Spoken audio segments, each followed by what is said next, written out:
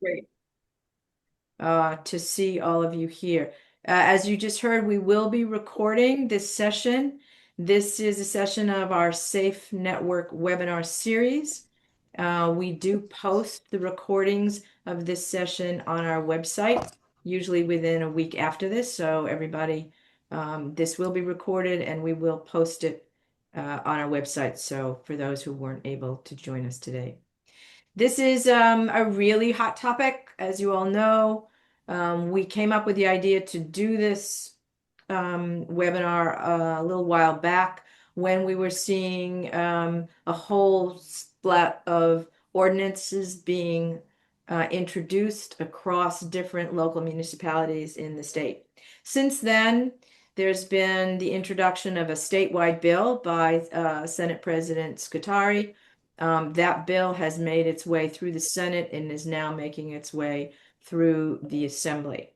For those of you who don't know, the New Jersey Bike and Walk Coalition, along with many of our allies and organizations and people who are presenting with us today, are opposed to the current version of the bill, which gets rid of the three classifications of e-bikes and classifies everything under motorized bicycles, which would require insurance, license, and registration for class one and class two e-bikes. So there's a lot of controversy about this. What we're trying to do here today is to present information about e-bikes, about the different issues, to hear some perspectives on this.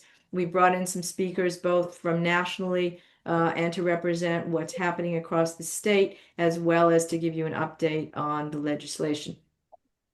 So this webinar is for us to all learn together, to have this conversation with the goal of moving towards a better and smarter version of legislation to address what we all recognize is a growing problem with fatalities and injuries in the state as related to e-bikes.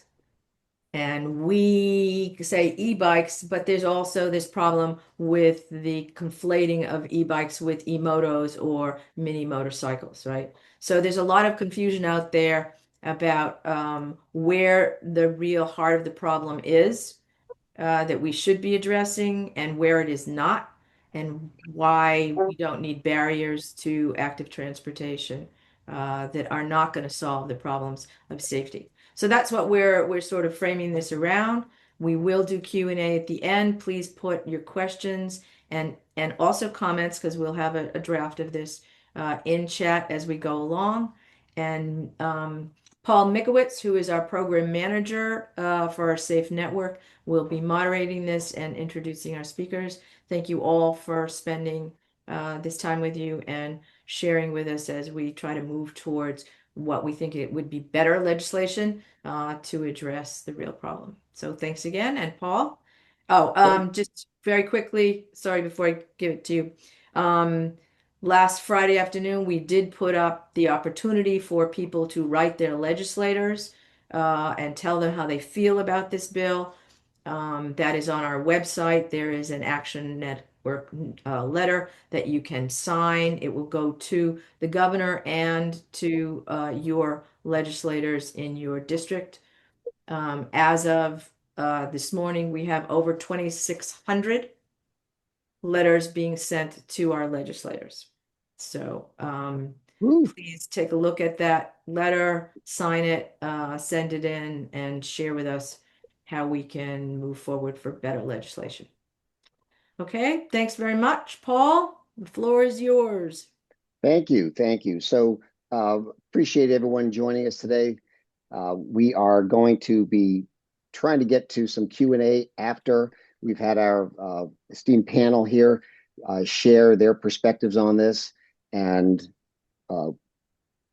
we want to build some consensus as advertised here and have a common voice forward. So we have a number of great guests here today. Matt Moore from People for Bikes. He is policy counsel for People for Bikes, and you may have seen his email blast that went out to, I don't know if it was just Jersey, Matt, or if you got it national or somewhat regional, but great to see that. We will then be moving on to Leanne and Von Hagen and Sam Rosenthal from the New Jersey Bicycle and Pedestrian Resource Center, and they will share their perspective and what they've been seeing happening. Corey Hannigan, Tri-State Transportation Campaign, is been down in Trenton, spending a lot of time in Trenton, trying to speak eloquently on this, not trying, speaking eloquently on this, and trying to view sway the legislators about this bill, doing a great job in summarizing this. And Karen Van Open will be giving us her perspective as well. She has been part of Los Delaristas Unidos. I don't know if I said that correctly, Karen, but we'll be getting her perspective as well. Literally boots on the ground, people riding these bikes for work. So thank you very much, Matt. I'm going to share your screen, not share your screen, share your slides, and bring that up. And I will turn it over to you to get your perspective on what's happening nationally. Thank you, Matt. Thank you, Paul, and welcome everyone. Again, my name is Matt Moore, Policy Counsel for People for Bikes. We are a national nonprofit advocacy organization for cyclists, for bike businesses, retailers. Really, we work across the entire bicycle industry. We are the trade association for over 300 manufacturers of bicycles and electric bicycles. We do not make motorcycles or motor vehicles. We make bicycles. Welcome. Let's go right to the next slide, please, Paul. So People for Bikes created about 10 years ago, created the 3-class system. So people should be familiar. Class 1, pedal assist to a maximum of 20. Class 2 uses a throttle, but it has a maximum speed of 20 miles per hour. And a Class 3 electric bicycle is a pedal assist device that has a maximum speed of 28 miles per hour. 46 states have adopted these definitions in whole or in part. They're based on the federal statutory definition of low-speed electric bicycle. That's in 15 USC 2085. If you want to quick Google that and read the words of Congress. Basically, that defines a low-speed electric bicycle as being less than 750 watts, has operable pedals, and has a maximum motor-powered speed of 20 miles per hour. In our view of People for Bikes and the 46 states, having an assisted mode where human and motor power can be combined will allow that device to go up to 28 miles per hour. And there are federal regulations that also adopt the 3-class system for use on federal lands. So electric bicycles and bicycles are regulated. They have actual safety standards. That test their frame strength, braking strength, a lot of safety requirements for wheel retention. They are rather dated, but they are likely to be revised in the near future by the Consumer Product Safety Commission, and they are treated as consumer products rather than motor vehicles. If a device goes over 20 miles per hour, it's intended for use on a roadway, it's treated as a motor vehicle under federal law, and it is subject to the federal motor vehicle safety standards. There is, I will say, some people call it a gray area. We call it, I think, confusion that's generated by the manufacturers of e-motors. Why don't you go to the next slide, Paul, and we'll get a good visual here. Here's the e-bike that we love and want to enable, and then a kind of a typical e-moto. This one is not very well disguised. So although they can be similar in appearance, they are separate vehicle types. Again, an e-moto over 20 miles per hour. This particular device has a top speed of about 45 miles per hour and about a 6,000 watt motor. and it does not have operable pedals, although some consumers will add pedals, and there are devices that have pedals straight from the factory, even though they're not electric bicycles. So next slide, please. Here's a good side-by-side comparison. You can see what most of what I just covered. Operable pedals, there's the motor power limits, the top speed, does it have a throttle or not? And then importantly for our discussion, is there a license plate required? Does it have to be registered with the DMV? And insurance as well. And, for electric bicycle, that should be no. But for e-moto, it's basically already required in most states. One is a consumer product, the other is a motor vehicle. And then, of course, if it's a motor vehicle, you would need a driver's license and to be, 15 or 16 to be able to operate that, perhaps a motorcycle license in some cases. With electric bicycles, usually class 3 is limited to 16. Some states have lower ages. In Minnesota, all classes are required. The operator must be 15 years old to operate class 1, 2, or 3. Next slide. Matt, excuse me, I just want to point this out. So in New Jersey for class 3, we do have a requirement for licensing, registration, and insurance, putting aside how easy it is to do that. But just wanted to point that out so we don't confuse people. I know you have different results around the country. Correct. There are a few states that have not actually developed specific electric bicycle regulations at this point. So there are 4, if you look at what we call the e-moto problem, that's motorcycles being sold as electric bikes or e-bikes, and too often being used by youth who do not have a driver's license and may not have the skills needed. There are 4 main strategies to address the issue from People for Bikes perspective. Better define what these vehicles are in state vehicle codes. If they're confusing vehicle types, if they have attributes, pedals or settings that kind of cross over between electric bicycle capability and a faster motorcycle capability, deal with that in vehicle definitions.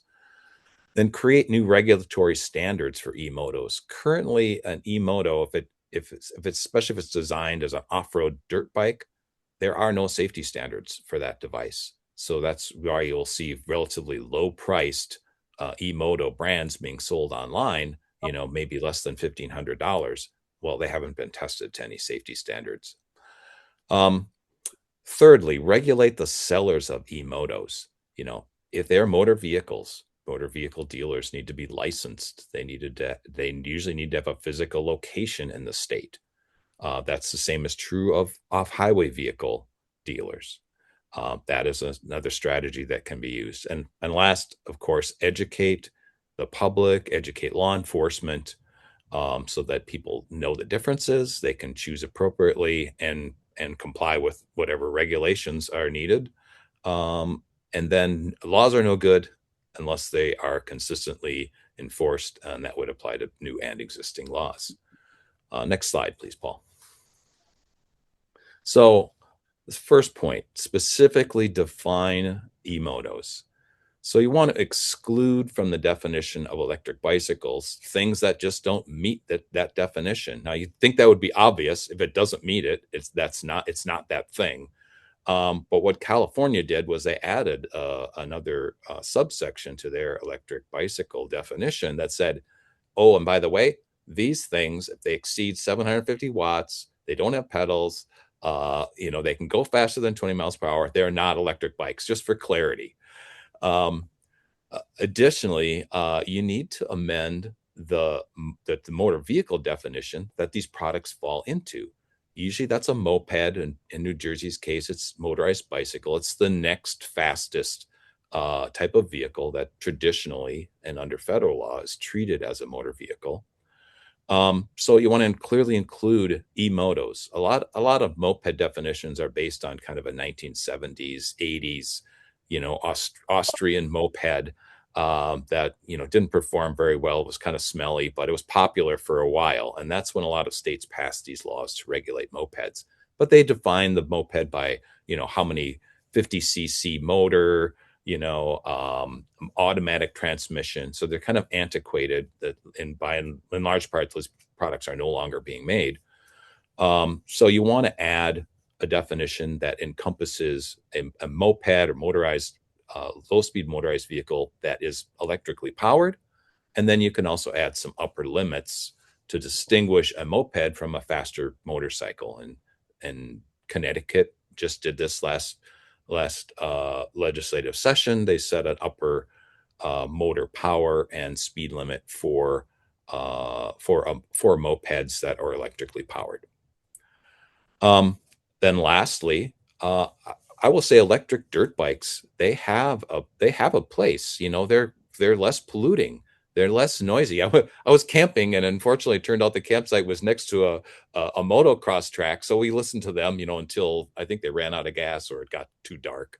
But electric mopeds, or electric off-road motorcycles, they are a thing on the scene now, and the Europeans are starting to actually allow them in racing. So we don't want to disable the sale of those devices, but they need to be carefully defined so that they can have a legitimate place on OHV parks.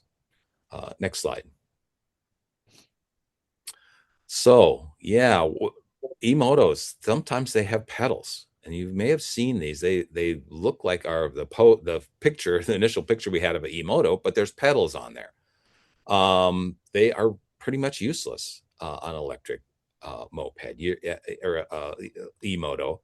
You're going to have a really good battery indicator. You're not going to run out of gas, or you can plug it in, somewhere and charge it up. And they don't really work very well. So prohibit the using pedals to disguise something as an electric bicycle, or claim that, hey, this can be used as an electric bicycle, when it actually is not that type of vehicle. Secondly, these are motor vehicles, as I said. They're motorcycles or mopeds, both of which are subject to federal motor vehicle safety standards. Things like DOT tires, brake systems, those are all required. There needs to be an electrical standard. Illinois, California, New York, and some other cities have already adopted a UL 2849, or usually a European standard as well, a safety standard for electric bicycles and batteries. That's a great thing, and we've worked to support that legislation. E-motos, they are actually evaluated under a different standard, the UL 2272 standard, but no one requires that currently. So there are batteries out there under the Christmas tree right now that are not safety certified. Last, these devices should have a VIN or a serial number, something that allows them to be registered if the user wants to use them on public roads, because it's required. And they should have a label that says, "Hey, I'm a motor vehicle, and the owner can't deny that that needs to be registered and insured." So there are kind of similar requirements already in some states for off-highway vehicles. It says, "Hi, I'm an off-highway vehicle, can't be used on public streets," just to provide awareness to the user, maybe the consumer, before they purchase that, from a dealership. And this is a common sense way for law enforcement to distinguish between the two types of devices. Slide, please, Paul. Again, regulate the sellers. Motor vehicle dealers need to have a license to sell motor vehicles. You can't just start, open up your lot and start selling cars and trucks to the public. It's a regulated industry. These are motor vehicles. The sellers, whether they're a local seller or an online seller, must be licensed, and the state needs to enforce those requirements that they've already established. OHV dealers, they sell ATVs, side-by-sides, electric and gas dirt bikes. They also have dealer licensing requirements. And often, you can't buy a car, drive off the lot, and not have a plate, or at least a paper ticket that says, the plate has been applied for. That's a requirement for the dealer to do that. And of course, good sense for the consumer as well, the purchaser. But online sellers do not do that right now. Whether they're selling on-road or off-road e-motos, they are not requiring the vehicle does not have to apply for registration in the purchaser state at the time of sale. However, they are under the jurisdiction of state regulators. Carvana, big online seller of motor vehicles, they are licensed as dealers in every state where they do business, or they have a physical dealership in the state to meet these requirements. Next slide. Last, people need to understand this. We hear this a lot when we're talking with state legislators and legislative staff and other advocates. Is like, we don't understand class 3. We don't understand the age limits or what the difference between electric bicycles and e-motos. Well, if there's a knowledge gap, that's best addressed with education. So states should require education of both law enforcement and the public about the differences between these products. Many state police and local police departments are doing this now on their own, saying this is okay, and this is something that we will pull you over and give you a ticket for. This content can be required. We're talking about operating vehicles on the street, should be in driver training, should be in school curricula that teach the students what the laws are before they buy one of these or try and use it to transport themselves to school. And there should be training about safe operation of e-mobility devices, including e-scooters. If you're an older person on the call, you probably had a safety rodeo in first grade or even kindergarten, where local police came in and put out some cones and talk to people about operating bikes, bike laws. They give you a bike law pamphlet. That's kind of fallen by the wayside. But if we have an issue with youth using inappropriate motor vehicles, the best way to do that is address that is through education. And then lastly, states should enforce both their motor vehicle dealership licensing and their consumer protection laws against e-moto sellers. Many of these online sellers, they use very deceptive tactics. They don't, they'll have a lot of content.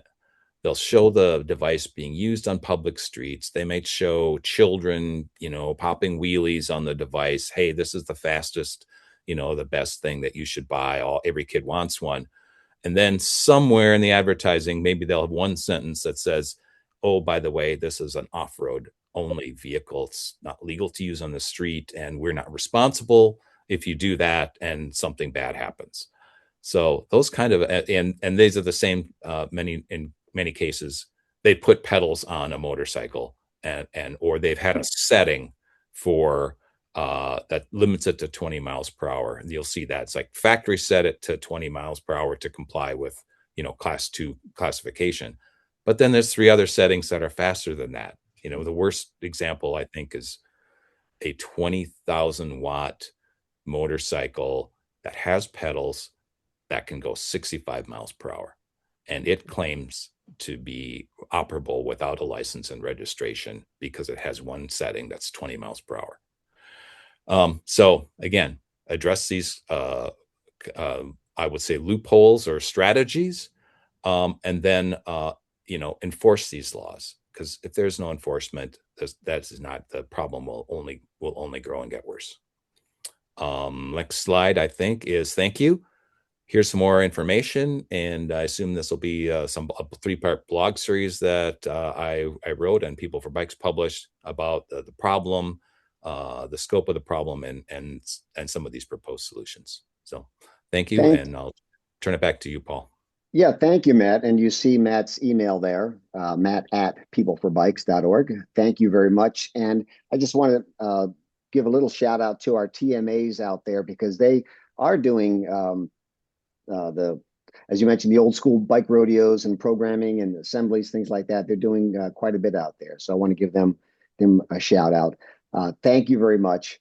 And we now have the New Jersey Bike and Pedestrian Resource Center, Leanne von Hagen and Sam Rosenthal. Thank They're you. going to have some slides to share. Thank you very much. Thanks, Paul. So as Paul said, my name's Leanne von Hagen. I'm the Executive Director of the Voorhees Transportation Center.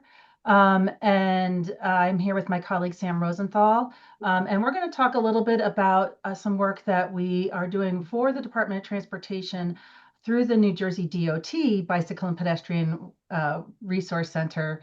And just a quick, huge shout out to our student, Gabby Kane, who's back home in Australia, so she couldn't be here today. But she did a lot of the legwork digging on it. But the focus of our presentation today is on local micromobility policies. We don't really have much to say on what's going on in the state right now because we focused on a scan of the local municipal and school type policies. So we'll kick that off. Okay, so some background. As you know, over the past several years, micromobility options like e-bikes and e-scooters have become increasingly popular. And people realize they've got financial benefits, environmental benefits, health benefits, and they've begun to switching to micromobility as an inexpensive, environmentally friendly, convenient alternative to motor vehicles.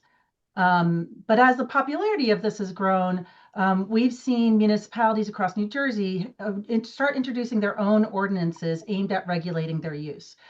These ordinances usually address local concerns with user safety or pedestrian safety or accessibility and other regulations,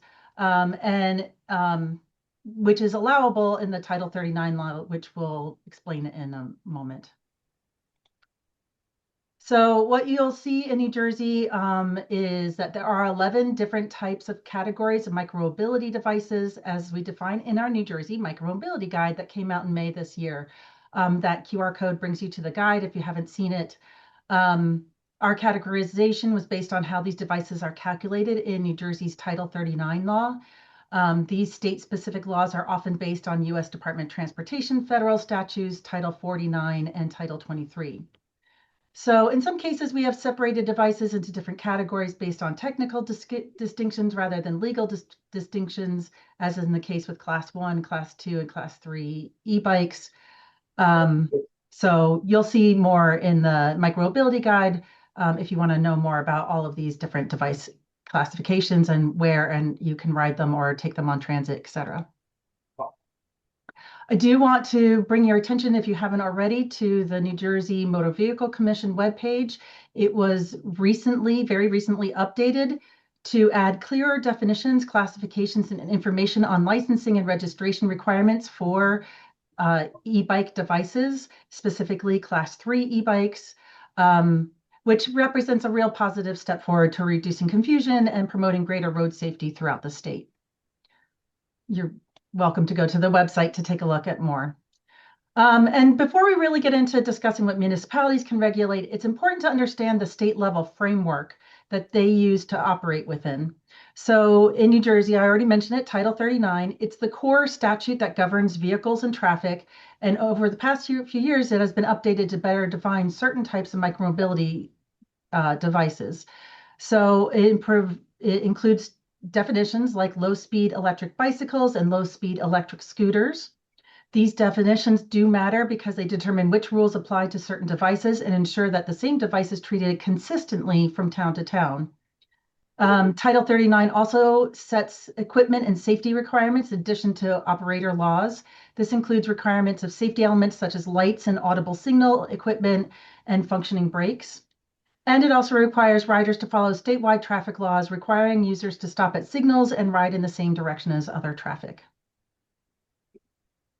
So, as of today, the New Jersey state law differentiates between the types of e-bikes. Class 1 and Class 2 e-bikes are the most common. Class 1 is pedal assist only, while Class 2 includes a throttle. Even though they operate differently, both are capped at 20 miles per hour, as Mike had mentioned, that's common across the country, and are treated like traditional bicycles under the current state law. Class 3 e-bikes, on the other hand, are regulated differently. They fall under the state's definition of motorized bicycle, which also includes mopeds.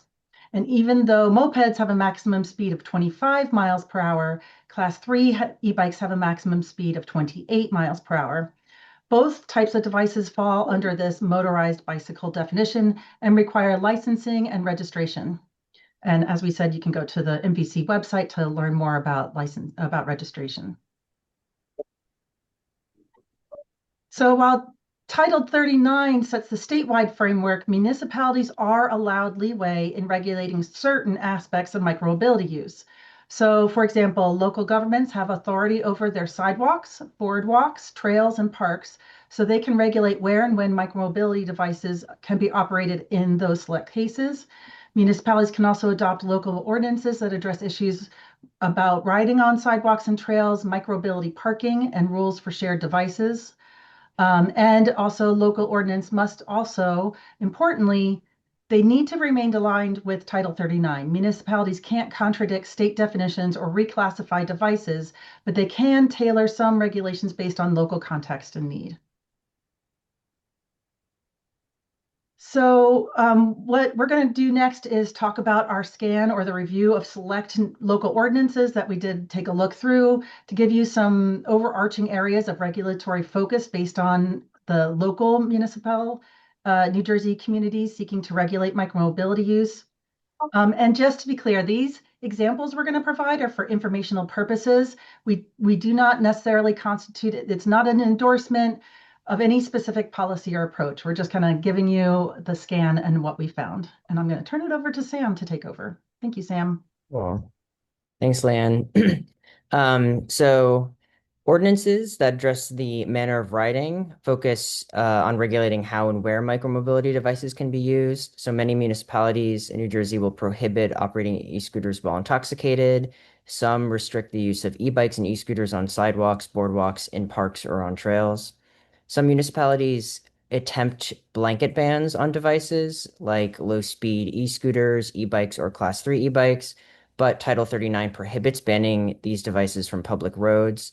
Because state law treats low-speed e-bikes and e-scooters like traditional bicycles, municipalities cannot restrict their road use. Likewise, Title 39 prevents local rules that conflict with state law regarding Class 3 e-bikes or motorized bicycles.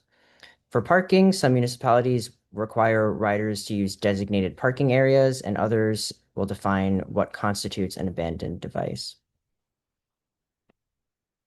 In New Jersey, riding on the sidewalk is not statutorily prohibited, though many municipalities will set location-based restrictions for riding bicycles or scooters on sidewalks or in high pedestrian traffic areas like downtowns.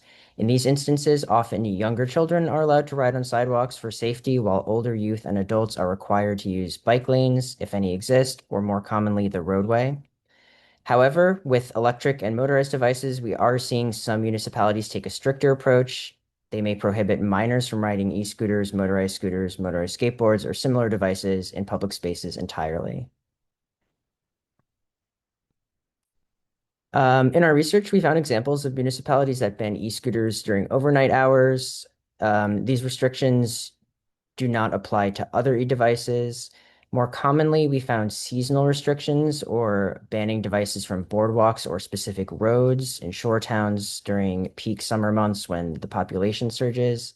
And while state law sets maximum assisted speed limits for e-devices, some municipalities are beginning to set stricter speed limits for certain devices traveling on municipally owned roadways, trails, and shared use paths.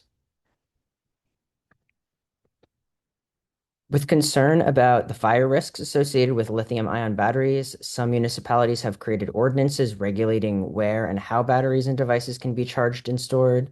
So, for example, one municipality we found prohibits charging or connecting low-speed e-bikes or e-scooters to any electrical power source in any commercial or multifamily buildings, municipal buildings, or residential apartment buildings at any time. This ordinance does allow for low-speed e-bikes and e-scooters to be charged in commercial or residential garages following examination by and written approval from municipal fire code officials. And charging in garages is only permitted if the charging station is UL approved. Other municipalities with similar restrictions also address this concern by providing alternatives like battery swap programs. While current New Jersey state law requires registration only for motorized or Class 3 bicycles, e-bikes, some municipalities further require personal micromobility devices, including bicycles, e-bikes, e-scooters, or motorized scooters to be registered. Once registered, these municipalities issue a decal or registration plate to be displayed on the device. State law requires only high-powered Class 3 e-bikes to be treated as motorized bicycles. whereas one municipality expands this rule to also cover e-scooters with motors exceeding 750 watts, mandating registration, insurance, and a license for both types of devices. In addition, certain municipalities have rules for commercial use requiring that businesses that use any class of e-bikes for deliveries or other commercial operations to register their devices and maintain proper tags and licenses issued by the local police department. Current research when it comes to school and school district policies shows that only a few New Jersey school districts explicitly allow e-bike use on their campuses, and most don't address e-bikes directly. Some districts permit e-bikes with specific conditions, such as age restrictions for riders, permit requirements for students bringing e-bikes to school, mandatory completion of an e-bike safety course, or clearly defined rules for riding and parking on school grounds. Other schools have chosen to prohibit e-bikes entirely, citing safety and operational concerns, and best practices in this area are still emerging. While each state looks to others for guidance and identification of best practices, everyone is sort of navigating these challenges and learning together as policies continue to evolve. And I'll turn it back to Leanne just for the last couple slides. Yeah, so that's a very brief overview and our review. And I wanted to shout out to the Safe Routes to School Resource Center, also supported by New Jersey DOT, that's looking into the school policy issue. So our review of municipal and school micromobility policies show that many elected officials are approaching policy development with a concern for safety and also aiming to promote predictable interactions and responsible behavior. E-bikes and e-scooters do present some new challenges, and as I often note, many towns really never created safe spaces for bicycles in the first place. So which kind of leaves us with today's devices really kind of magnifying those issues. So when we began this project looking into municipal policies, we wanted to identify best practices and potential model language that municipalities in New Jersey could adopt around this. But what we found is that policies really vary widely. And while some communities are grappling with a surge of micromobility use, we really haven't had a good best practice really emerge yet. And so it's something we're still really looking into. So overall, our research suggests that municipalities should focus on promoting safe riding and charging practices. We really would like to not see them relying so much on punitive enforcement or creating more barriers to access. So if you'd like to know more about the New Jersey DOT resource centers, we have both the New Jersey DOT Safe Routes to School and the New Jersey DOT Bicycle and Pedestrian Resource Center. You can scan our QR codes or reach out to us. We have help desks. So that's what we wanted to use to just kind of get the conversation flowing around this topic. And we'd love to hear from you and to see what you have with Q&A and discussions around this topic. So thank you. Awesome. Thank you, Leanne and Sam. Appreciate it. Moving right along, I want to go to Corey Hannigan, and Corey is with the Tri-State Transportation Campaign. Corey, I believe you have some slides you would like to share as well. Yeah, sure, Paul. Let me share my screen. All right. Hey, Corey. Hey, Bruce.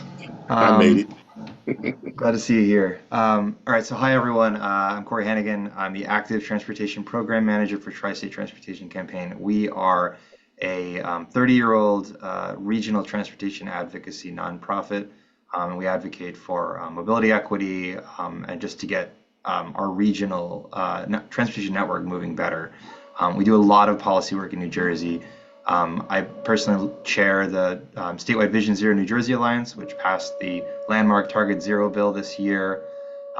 Very excited to see that get finalized eventually, and which includes a lot of really great policy proposals to address the specific topics we're talking about today. I also chair the New Jersey Trails Action Network, which is a statewide coalition advocating for a statewide trail network. And we're a steering committee member of the Circuit Trails Coalition, the Greater Philly area. But more relevant to today is we're leading a coalition of organizations deeply concerned with proposed updates to Title 39 regulating e-bikes, and we'll get into that. So first and foremost, I just want to set some context. This It's probably old news to a lot of people in this room, but it always bears repeating. We're living through an epidemic, right? Very much on the scale of COVID, but it's been going on for our whole lives. Fatal crashes are a leading cause of death in our nation and in New Jersey.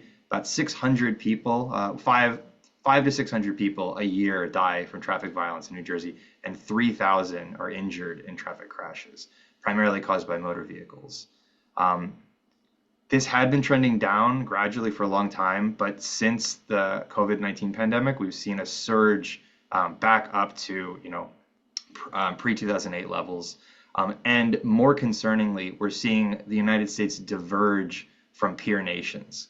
So there's something that we are doing that other nations aren't, or there's something other nations are doing that we're not doing that is resulting in more crashes.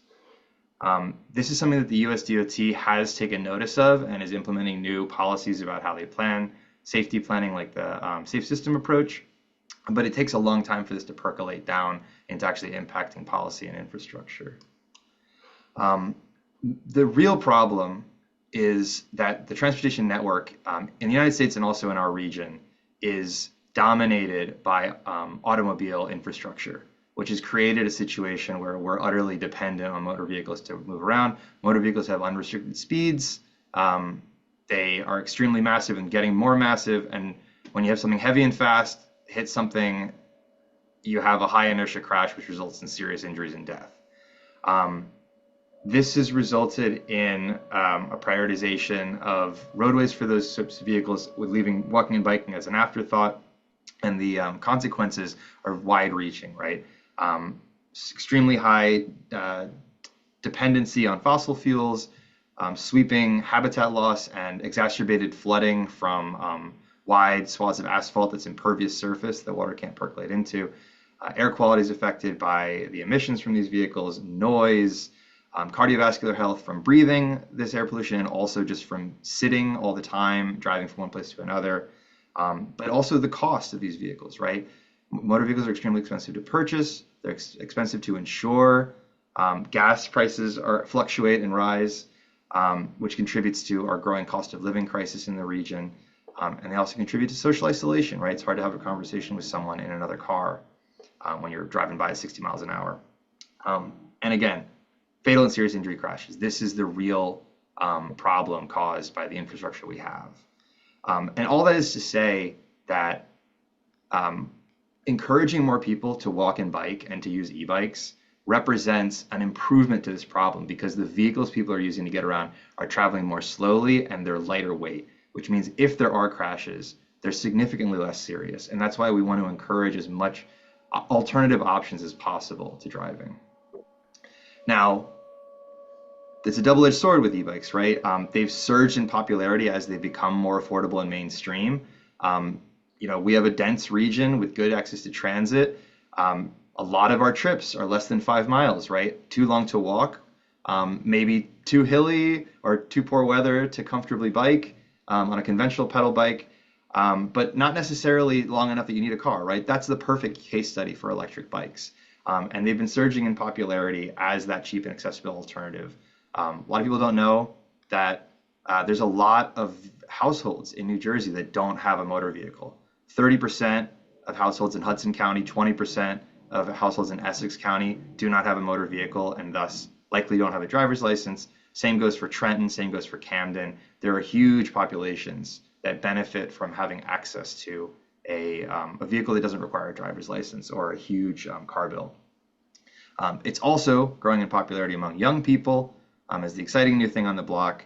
And this has converged into an issue where there has been a rash of high-profile fatal crashes where young people have been hit by motor vehicles and died. Also, a lot of micromobility users reasonably opting to bike on the sidewalk rather than a dangerous roadway through their town. This has created a lot of conflicts with pedestrians on sidewalks and on trails that are uncomfortable being passed at relatively higher speeds than a walker, and it's led to growing complaints from residents to their local electeds to quote unquote do something, right? That's resulted in these local policies that Leigh talked about, as well as updates to the state law. What Excuse that's me, turned I'm into. sorry, Corey.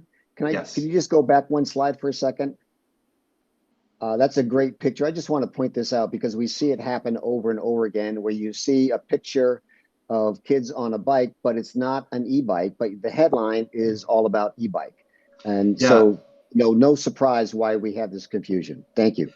Right. I think this actually might even be the same model that Matt showed in his presentation.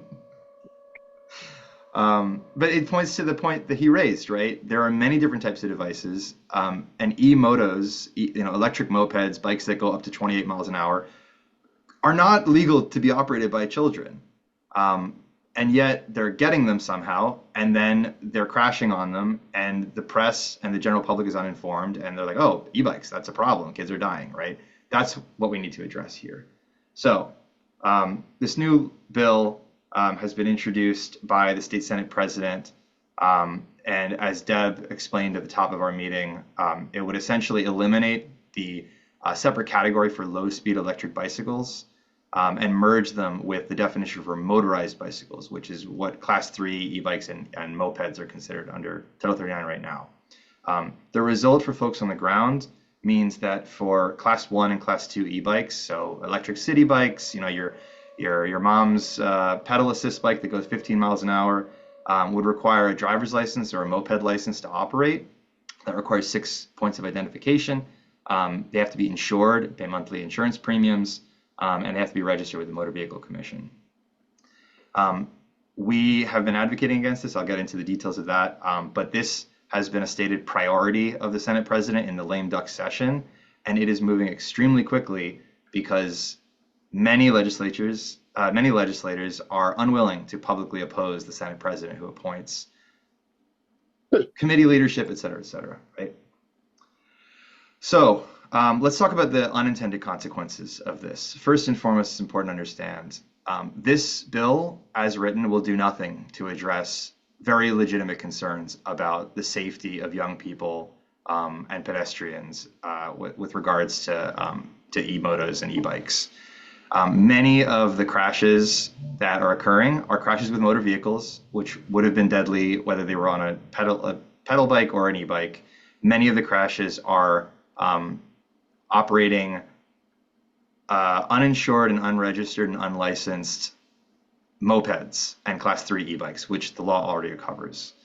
So it'll fail to address the actual problem people are asking about, and it'll create a whole host of other problems unintentionally. First and foremost, it puts the financial burden on the victims of crashes, right? If you think about what insurance is, it is a pricing in of the risk posed by operating heavy and fast machinery, right? The cost of the car is what makes the insurance expensive. A low-speed e-bike weighs about the same as a pedal bike when it's being ridden, so it's the same inertia, it rides at the same speed. There's a reason we don't require insurance for pedal bikes, and that's why we also don't require insurance for low-speed e-bikes, because they're overwhelmingly the victims in these crashes. But unfortunately, most of the public doesn't see it that way. And in doing so, it distracts from the real problem, right?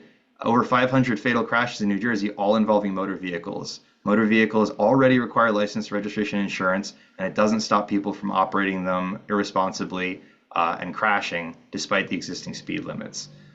This is a real issue that there's been ample work done to address, but it's clear from the limited data we have that 20-mile-an-hour low-speed e-bikes are not significantly contributing to the traffic violence epidemic in New Jersey.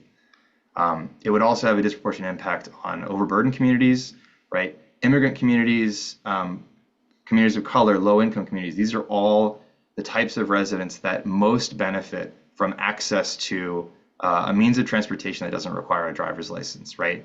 This is a device that is helping people in communities like Trenton, Camden, Newark, Patterson, Jersey City to get that extra mile to their job, to school, to work, to the grocery store, to transit, right? This is enabling people to get around the region without having to go into debt and buy a device that would pose a risk to other people, like a motor vehicle. It also would restrict mobility to other types of groups who can't drive at all, right? Older adults whose faculties are failing, right? People with vision issues, people with other types of hand-eye coordination issues, young people that can't provide the 6 points of identification to get a full basic driver's license. These are all communities that exist and have a right to move around our state, and are benefiting from access to a safe device that is speed limited physically, and is categorically different from these high-speed devices, who would all suffer, particularly immigrant communities whose livelihood can depend on making deliveries, despite their undocumented status or what have you.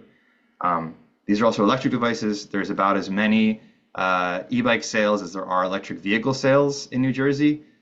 This is an electric vehicle that is actually achievable to the middle class, right? Which is really, the data shows, replacing motor vehicles, gas-powered motor vehicles, at a faster rate than electric vehicles. So why are we creating more barriers to do this if our goal in New Jersey is to achieve net zero? I mentioned that there are already laws on the books. In 2019, the state legislature passed a law requiring Class 3 e-bikes and mopeds to be licensed, registered, and insured. That process has never been set up and never been enforced. We've had accounts of people bringing a Class 3 e-bike to the Motor Vehicle Commission and asking to register it, and the Motor Vehicle Commission having no process to do so, and not even understanding that they legally were following the law, right? This has gone on for 7 years, and so it's small wonder that there's mass confusion over these devices. So without addressing that problem of enforcement, this would only exacerbate that unfunded mandate. Not to mention Matt's point that federal law defines low-speed e-bikes as a consumer product. And so it's questionable whether state legislatures have the authority to suddenly require a driver's license to operate a consumer product. And that this would go against 45 other states, including our immediate neighbors, which gets into problems of interstate commerce. So, Corey, I'm not hearing your audio. yeah, we lost it. And yeah, Bruce, you need to mute also.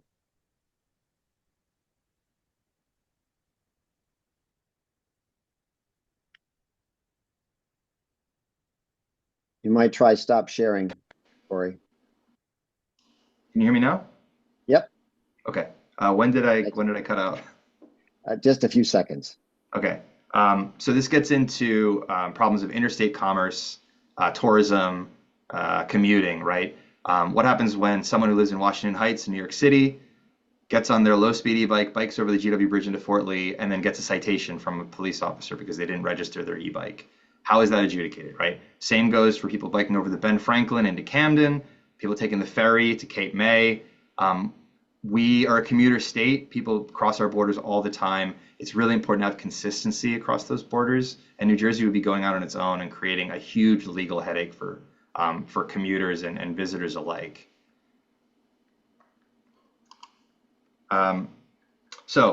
Advocates leaped into action. We attended every hearing for this bill with unanimous opposition from dozens of well-established transportation safety advocacy orgs, unanimously ignored as the bill was moved forward because it is, quote, a priority for the Senate President or a priority for the Speaker. So we're continuing to meet with legislators privately and continuing to testify in these committees. But we've also launched an action alert that Deb mentioned. I'm sure someone can share a link in the chat. We're also strongly urging everyone, after you send your letter, to physically call your 2 assembly members and your senator. A call goes 10 times as far as an email, and it shows real urgency. This thing is moving. It is moving very fast. Usually a bill takes a year or 2 to make it through the process. This bill was introduced less than a month ago, and it's on the Senate floor, and it's through a committee in assembly. It could be law by the end of the year if we don't stop it. And there's a perception that this is popular among the caucus. So the entire caucus needs to hear from their constituents that we're watching, and we expect them to oppose this terrible bill.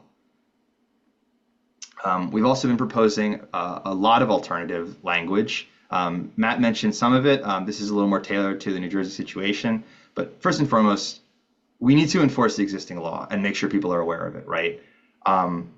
So for class 3 e-bikes, right, requiring vendors to inform customers of those requirements at the point of sale and to mail a copy of that disclosure to the Motor Vehicle Commission to track.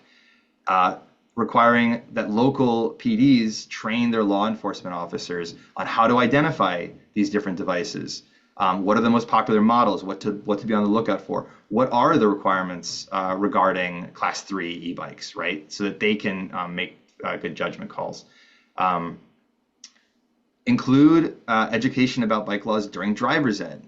This is a great opportunity to intercept students and families so that they understand the difference between a low-speed e-bike and a high-speed e-bike, how you should drive around one, and how you should operate one on the street around other cars, and strengthening restrictions on aftermarket modifications.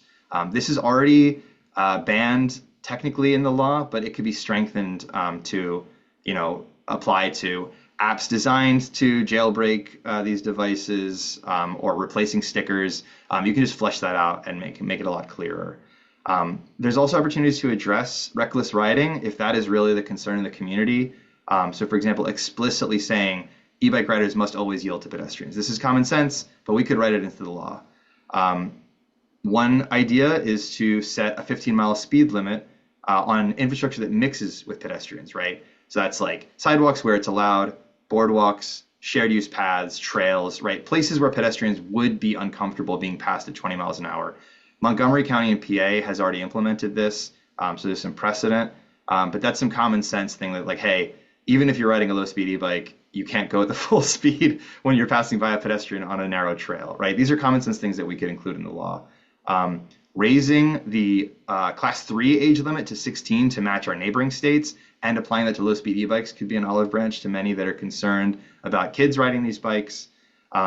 And then addressing an existing insurance gap for low-speed devices that weren't considered when the personal injury prevention law was written. There's opportunities to code that in, as well as studying the actual scale of the problem, right? We hear a lot of reports of people concerned that there are injuries, there are rising injuries with these devices, right? But we don't have the numbers to say how many injuries are there, how many fatal crashes are there. Were the fatal crashes involving a car and an e-bike or just an e-bike and a pedestrian? Are low-speed e-bikes traveling faster and more dangerously than pedal assist bikes? How do crashes change depending on class 3 and mopeds versus low-class bikes? We don't have any of this data due to the reporting standards that the police uses, et cetera, et cetera. And it's hard to make statewide sweeping policy without hard data like that. But also we need to address something that Leanne mentioned, which is incentivizing safer mobility options. Right now, there's a much more accessible option in a low-speed e-bike than to a high-speed one, right? The fact that you don't need a license, registration, and insurance to get one is a major incentive to choose that slower and safer device. And we should be doubling down on that, right? Offering rebates to make it even more affordable so that people can make that option instead of driving, and accelerating our implementation of protected bike lanes and other types of protected bike infrastructure to reduce those conflicts and encourage safer riding. But that's all I got. You see my email down there in the bottom. Feel free to reach out, and thanks for your time. Thank you. Thank you so much, Corey.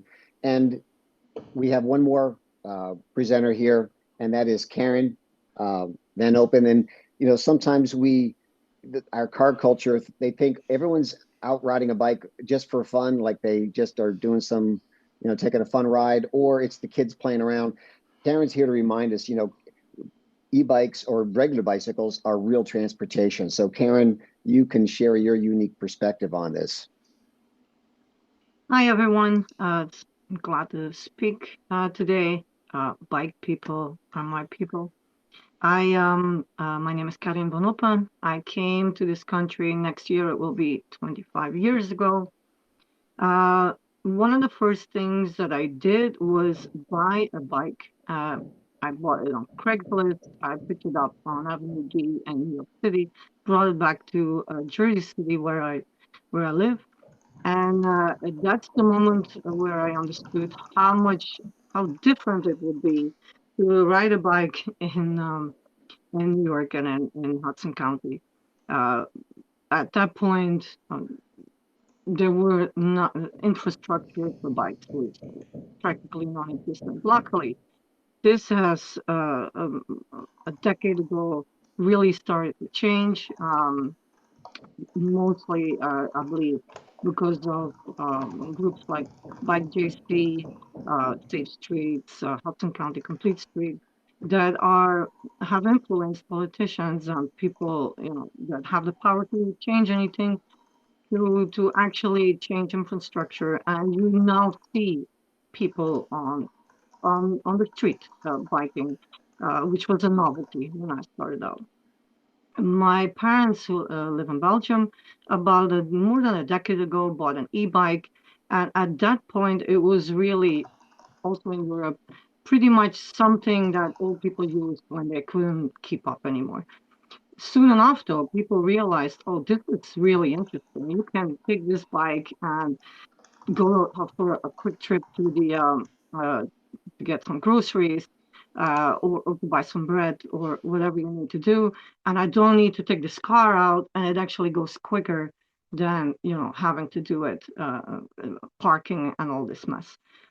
So my parents actually bought me an e-bike as well that I used over the summer because I spent it there with my now 16-year-old. And my husband heard me rave so much about this e-bike that I had there that he bought me one here as well for my birthday. It's a picture that I have shown in Trenton a couple of times. This is what Corey called my mom's e-bike. It can, it's a level 1. It has a 250 motor, and if I had the ability to bike that fast, it can go up to 20 miles per hour. I believe this is what we need to open the eyes of not only a lot of car drivers and politicians, but even people around us that don't know the difference anymore. But for them, an e-bike is the fat bikes, or as they call them, or the ones that go real quick. You heard it all from the other presenters. I won't get into that. I want to speak here about the lived experience from some people around me. Last year, since I was up often early and was doing bike rides, I was like, why not make some money with this? So I started doing e-bike delivery with the e-bike I just showed you.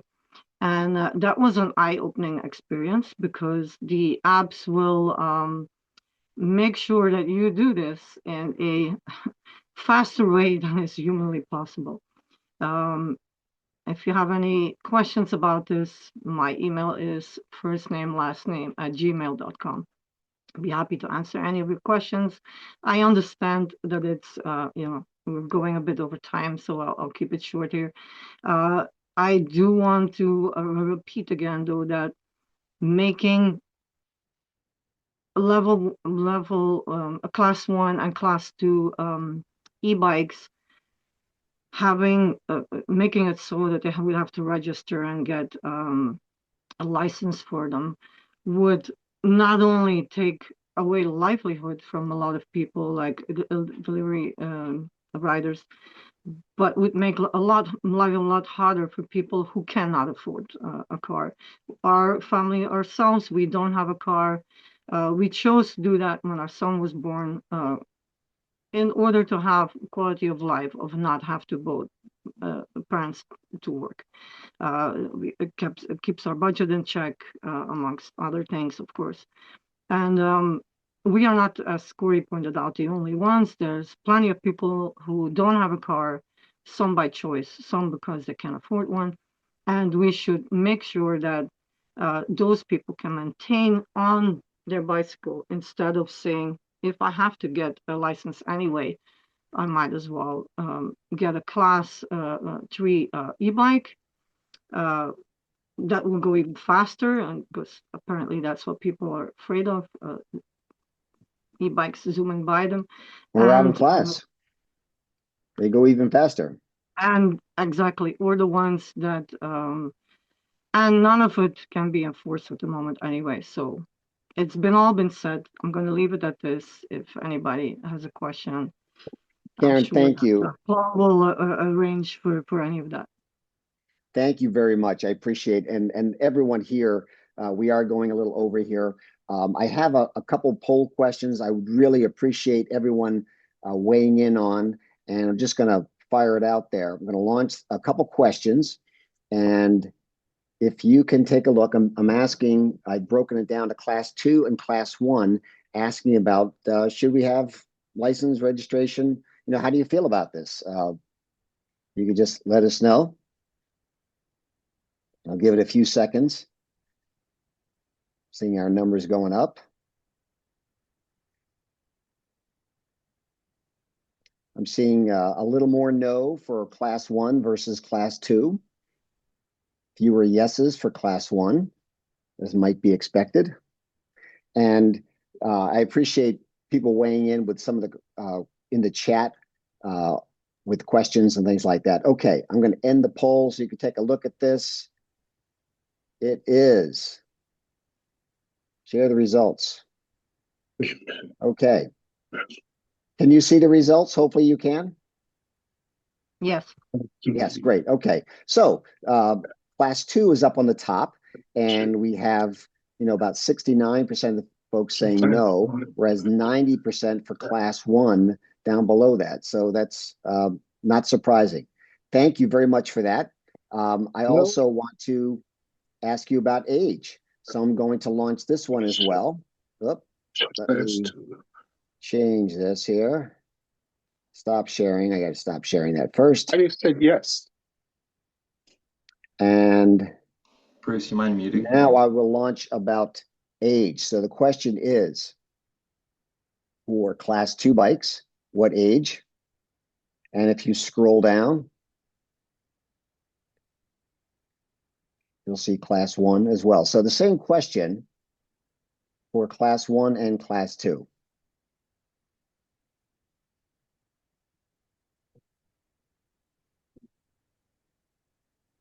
And it's a topic that's come up a lot. And one of our frustrations, certainly one of my frustrations with going to Trenton and testifying is, all the legislators often will cite, seeing teens riding around, and that's what's getting the headlines. Yet this bill is overarching and it would affect everyone. So going to give it a couple more seconds. And all right, I'm going to share the poll. So again, a little lighter, different age groups. I see 16 for class 2 seems to be the highest mark there, but a significant number voting for 17, and a greater amount for class 1s for 14. Not as high an age requirement for class 1. So there is a difference there, understandably. So thank you. Thank you for that. One last question. Stop sharing. And did I share the results? Did you see that? I think so. Yeah. All right. Let me get out of there. Sorry, I'm a poll rookie here.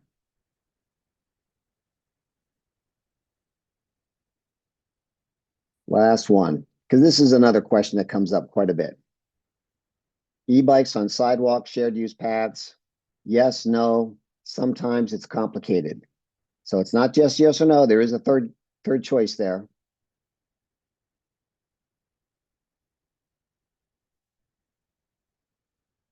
And sometimes it's complicated is taking the lead.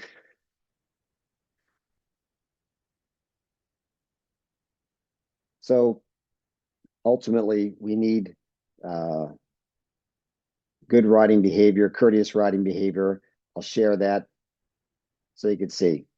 Far and away, sometimes it's complicated, just not that simple, especially in New Jersey. So thank you very much. Just getting a quick bead there. Again, I appreciate everyone coming on. There were some good questions. I heard a question about what about trikes, electric trikes and recumbent bikes. Can anyone from VTC maybe address that question? How they're handled under this bill? Anyone? We have not seen, as far as I recall, any ordinances that specifically had Differentiate? anything to do with trikes or anything. No, Yeah. Okay. not And yet that we've seen, but right, they and I'm see something new every day. sorry Matt had to jump to another meeting. He couldn't stay, but the question comes up a lot. What about these modified bikes? Once these bikes are modified, they're not in that class anymore, or even if they can be modified. So that's a real problem. We've seen the confusion from the parents and the law enforcement. I'm going to try to quickly look at our situationship. Okay. Our questions. So when you do modify an e-bike, it does make it go from, if you're taking a legal type class 1 or class 2 and you modify it to a higher speed, it's no longer a legal device. That's already in the law. You're saying, say it again, Leanne, it's no longer illegal. It's no right? longer legal. It's not Right. legal to modify your bike above, Right. So those questions about speed limiters, if you go to our New Jersey Micromobility Guide, and we can put that in the chat again, you'll see we have a whole section on how modifying speed limiters is dangerous, not just because it takes it from being something that is currently legal to something that would be illegal, but just keep in mind, brakes are often meant for that 20 mile per hour speed, or maybe a little more. So when you take that speed limiter off, you've damaged your device and you've voided the warranty, and you're causing potential harm to the rider. Yeah. Matt did sorry, he's not here to elaborate on it, but he did mention, and I saw some of this in the chat as well, that there are some states that are looking to regulate the online sites that both provide the devices for modification and give you instruction for modification. So there is, in addition to, we already have the law that says it's out of class. We now have to look, I think, to the vendors as a place for us to regulate from the state. There's a tremendous amount of misinformation that is being promoted and advertised as e-bikes when they are in fact not e-bikes but e-motos. And so one of the things we're looking at for the legislation is how can we regulate at the vendor and at the point of sale, right? That requires registration and information for the seller. And Deborah, I know I have a couple questions. I know Corey has his hand up, and I know Bruce is waving his hand. So Corey, if you want to go first, and then we'll get to you, Bruce. Just a quick clarification. Right now in Title 39, it technically doesn't say it's illegal to modify the device. It says it's legal to modify the device if you don't then replace the sticker identifying the appropriate class. Personally, I think we should just not let you people modify the device because it's like so messy to do it that way. But I just want to clarify that right now under the law, like it is technically legal to modify the device, and that probably creates like a huge weird gray area that's worth addressing. Thank you. Bruce, if you want to unmute. Let me see. I might have to invite you to unmute. Ask to unmute. There you go.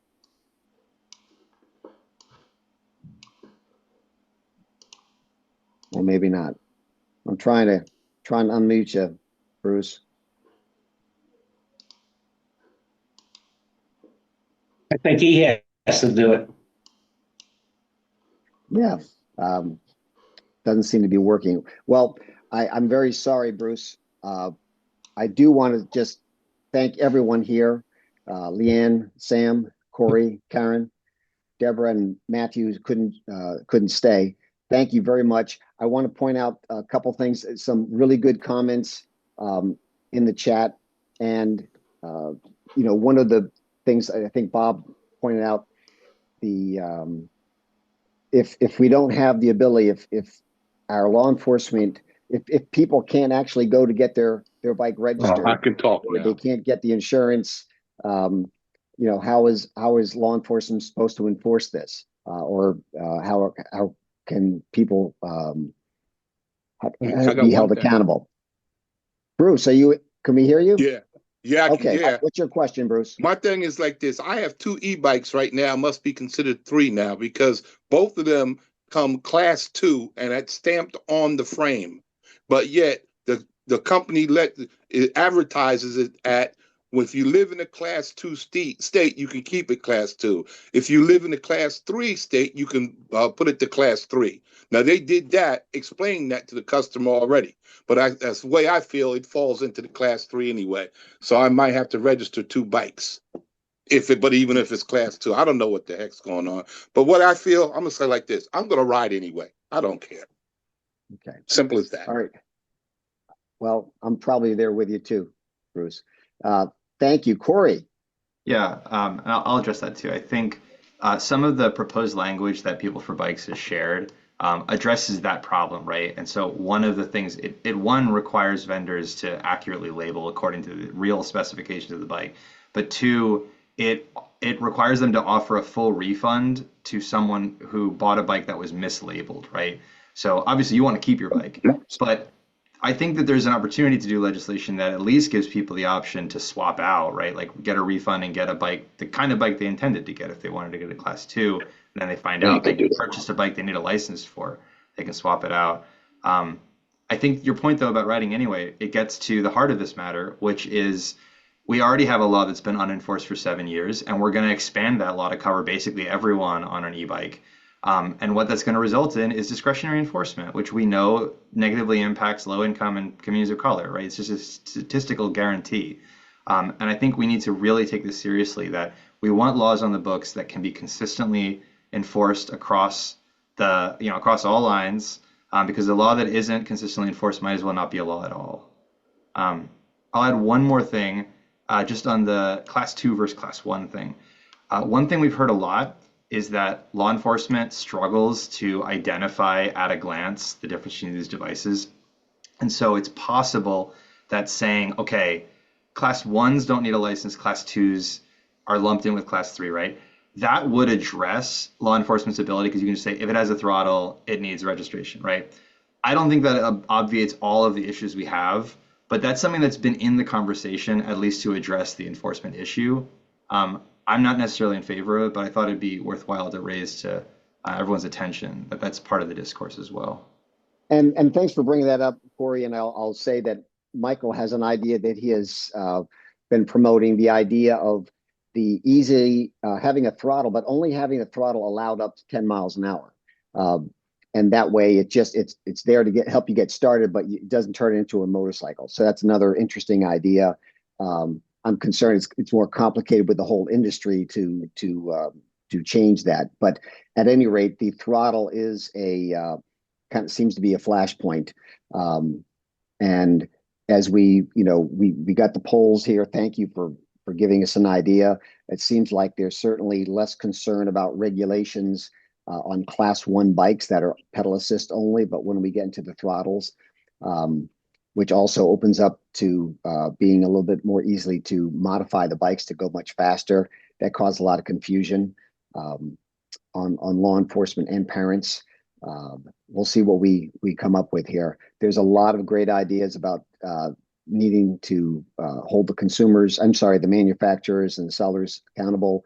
Our bike shops need to be geared up. So we have a lot to go before we get to the point of if we get this law, if it does pass through, how we're going to deal with it. It's going to be complicated. So please write your representatives, call them. And what we need is more time to go into next session so we can write a better bill and not just have a knee-jerk reaction with this current one. That's what I think our main goal is. Just stop this one. Let's do a better job. Write something that really works for everyone. Any closing comments? I just Deb, want did to you give us emphasize that anything? for a second, Paul. We have a very short time limit, people, for this particular legislation. It's being pushed through lame duck, which is, of course, between this and the end of the year. So if you have any comments, as Paul said, call your legislator, let them know what you're thinking. This is moving so fast, they have not really had a chance to hear from people and to review what could be good legislation. We're trying very hard to push this off so that we can have more input into a lot of the things that have been brought up today to add to the legislation without creating barriers to low-speed e-bikes, which are class 1 and class 2. So please, everybody, get your word out there, sign the letter, call your legislators, tell them what you're thinking, and that there's a lot to review for this before we actually go to law. Once we have law, then we have a whole issue about how to enforce it.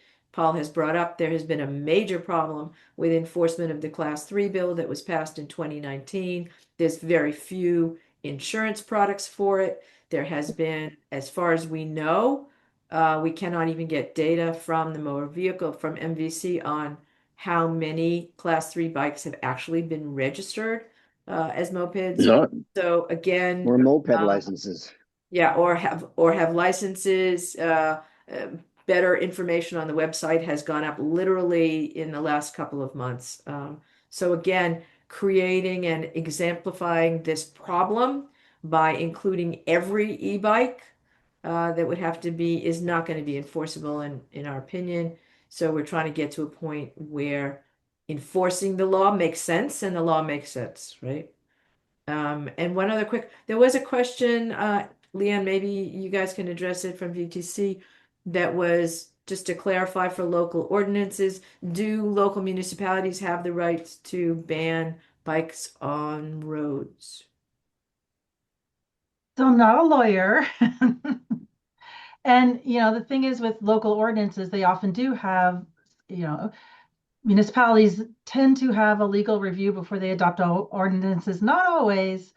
But if reading the Title 39, typically the language is around that you can't that your whatever municipal ordinance you do has to follow Title 39, and right now Title 39 says Class 1 through 3 e-bikes are generally allowed on public roads.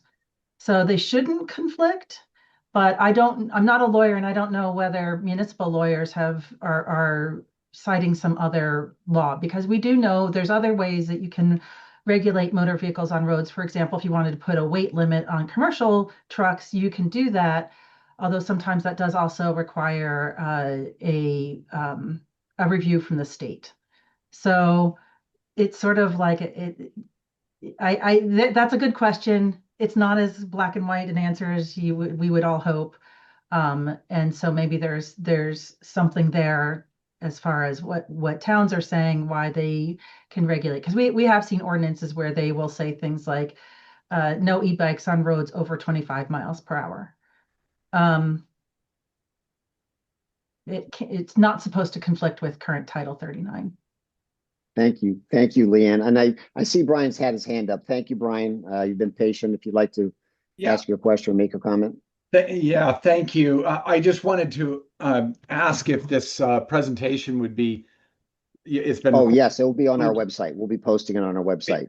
Yeah, WashDOT has we have a big active transportation webinar thing not webinar, in-person thing coming up in April. And one of the issues is micromobility laws and because the same kind of pressure is happening to our legislature. And I don't know where it's going to go. It's not as fast moving as what you have here, but I would love some of our staff to be able to watch this and say, oh, that's something we should be talking about at this micromobility workshop conference kind of thing. Thank you, Brian. We will be posting this to our website. Thanks. As we do with our other Safe Network webinars. I know we're way over. So thank you, everyone. I will be closing off. I'm going to end the recording. Thank you all for joining us. Good group, good conversation. The work is not done. We'll see what happens here. Thank you.